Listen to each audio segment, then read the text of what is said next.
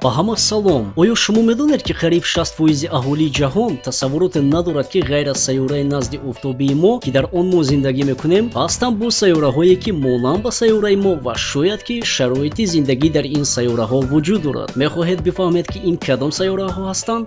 پس دوستان پیش از آغاز کردن ویدیو من از همه شما خواهش میکنم که با شبکه ما ابونه شوید، لایک های خود را گذارید و البته فکرهای خود را در زیر ویدیو نویسید. پیشروی ما باید یک جو باشد. رفتیم.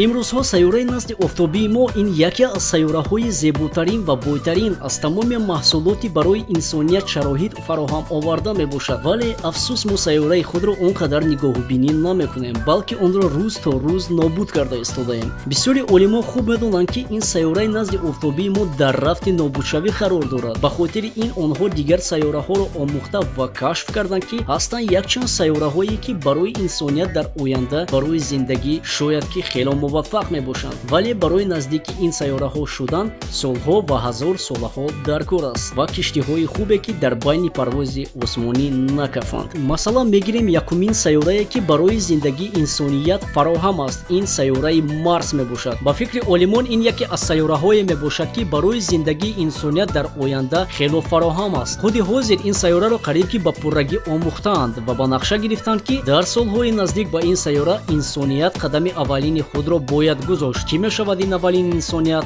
خدا میداند. برای با این سیاره رفته رسیدن قریب که یک سال لازم است. یک سال پرواز فقط به یک طرف بی بازگشت. مثلا پرواز با مارس یک سال پوره را در بر میگیرد. اگر کسانی که آماده هستند سفر کردن به یک طرف بی بازگشت مرحمت نامنوی شوید به برنامه‌های کیهانی ناسا. آنها تصمیم گرفتند که از سالهای 2022-2023 آماده کنند شخصانی را که خواهش پرواز بی بازگشت به یک طرف را دارند. باز گفته می شود که همه تیاره‌بینی‌ها پرواز با مارس در شبکه‌های تلویزیونی پخش کرده می شود. نمیدونم تا چه درجه این درست است، اما ما انتظار هستیم. در اینجا باشد ما میگذاریم با سیاره نوبتی. سیاره نوبتی که شاید برای زندگی انسانیت فراهم است، این سیاره گلیس 581 د میباشد. یکی از سیاره های خیلی عجیب بوده. برای به این سیاره رفته رسیدن دوستان دقت، با انسانیت قریب که سرعت 20 ساله روشنی لازم است. شما فهمیدید که این چی طور است؟ برای فهمیدن من با شما یک مثال عادی میبیارم که تو که شما بدونید که سرعت روشنی این چه معنا را دارد. مثلا اگر شما فناریک را گیرید و روشنی آن را به یگان جای تاریکی روان کنید، در این مدت شما حتی یک نگفته روشنی فناریک شما به جای تاریکی رفتن میرسد. برای با این سیاره رفته رسیدن چنین سرعت لازم است. قدرت خداوندی هیچ یک انسان چنین سرعت را کشف کردن نمیتواند. این سیاره دو مرتبه نسبت سیاره ما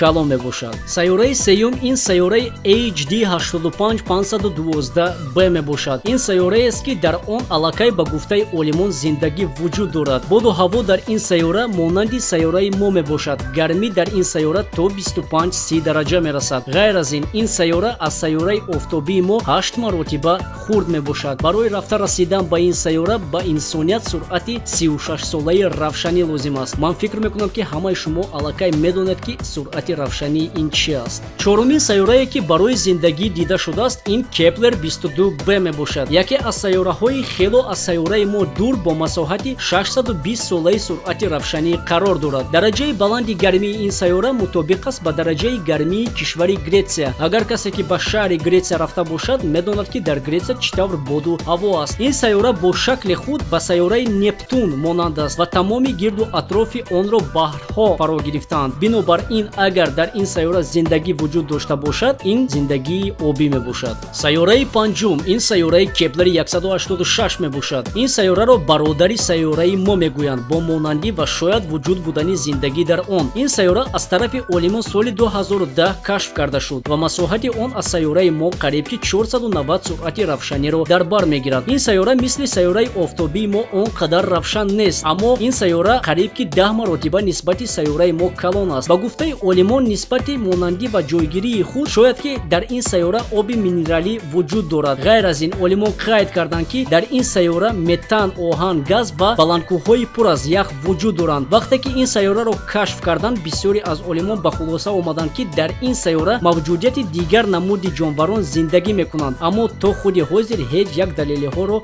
пешниҳод накардаанд. дӯстон, инҳо буданд якчанд сайёраҳое ки шояд дар ягон солҳо ё ин ки асрҳо инсоният зиндагӣ хоҳад кард. аммо имрӯз ба мо муайян аст ки сайёраи мо ин яке аз сайёраҳое мебошад ки интихоби пайғомбарони мо, гузаштагони мо, худи мо ва тамоми мавҷудиёти беҳтарин барои инсоният аз худованд бахшида шудааст. бояд ба ҳар як нафаскашии худ дар ин дунё бисмиллоҳ гуфта шукрат аз он кунем ки дар замини он вуҷуд дорем. дар ин ҷо бошад, ман бо шумо хайр хушна мекунам, фақат мегӯям то дидор.